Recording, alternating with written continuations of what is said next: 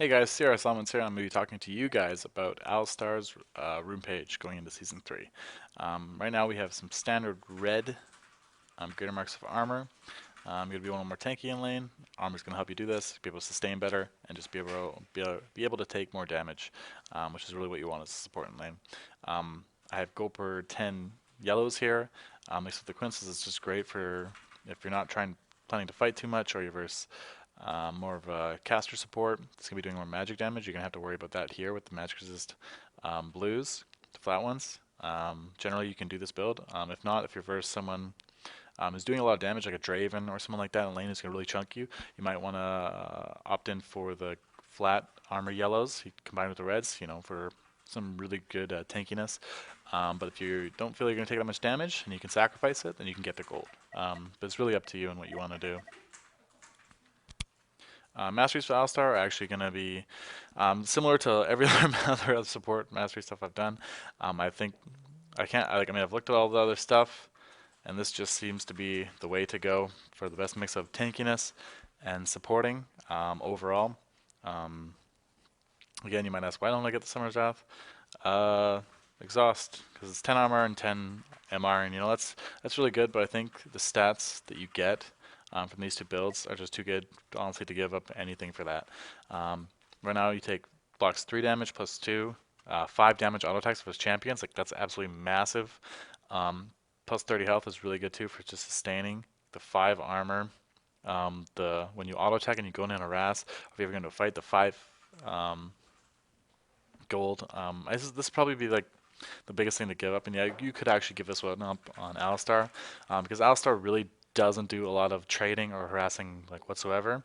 Like someone like Tark will stun go in like that, and he has a lot of more mana to do that. But Alistar, when you go in, you're like going all in. You're not just like going into harass and like stun and burst. You're going into kill stuff because Alistar's overall damage is okay, but it's definitely not as big as Tark's and what he can dish out. Um, so maybe you could trade this one for the Exhaust Mastery. This is the only time I'd like really do it. On champions, I don't feel I'm going to be auto attacking that much is when I do this.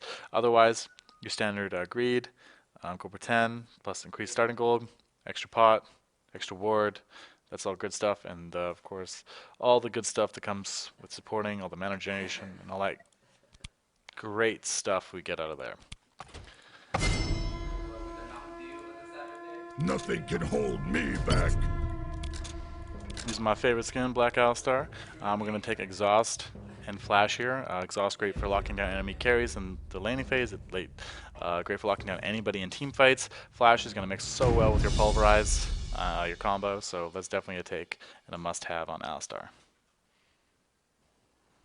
Jumping into game.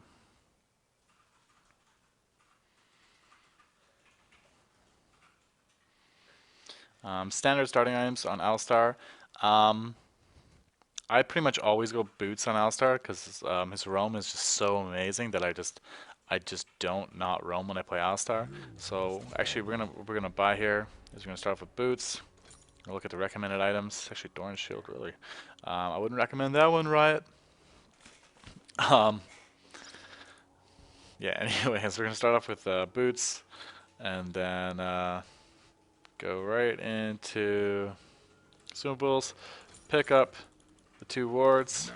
Now I'm angry. Place it here. That's how I like to do it. And your first ability you're going to get is Q. Then you're going to get W, depending on if you want to be offensive in lane. If you're getting kind of smashed around, you want to get your E to charge up a little bit more. You have your Q to stand there and kind of peel out with already, and you're going to have your E to sustain your 80 carry. This is only if you're taking too much damage. Otherwise, you can go on the offensive and get a headbutt. But then you are going to want to max your E first, then your Q, because AoE CC is the bomb. R when you can, and W last. 30 seconds until minions spawn. Overall items, though, that you're going to be wanting to get on this guy. Ruby Sightstone, fantastic item for him. Giving him HP and the ability to have a whole bunch of wards on the map, just fantastic. Boots, I'd definitely go boots mobility, or yeah, probably go ninja tabbies for the most part, unless I had like a super heavy melee team. And generally, I'm not going to go with CDR boots. You're just too squishy, and the CDR like isn't really worth it. But the ninja tabbies definitely are, especially when you have your your ultimate that can remove stun snares and all that kind of stuff. So I think that's a good choice, or boost mobility. I find it makes it a lot easier to land combos. Emblem of Valor into Aegis of the Legion, or into Runic Bulwark for late game when you have. This is only versus like super heavy MR teams. Otherwise, you're gonna have your Locket of Iron Solari, which is a really great item right now, and it's just great for absorbing and just being generally tanky. It's cheaper, it's better, it's overall just fantastic now.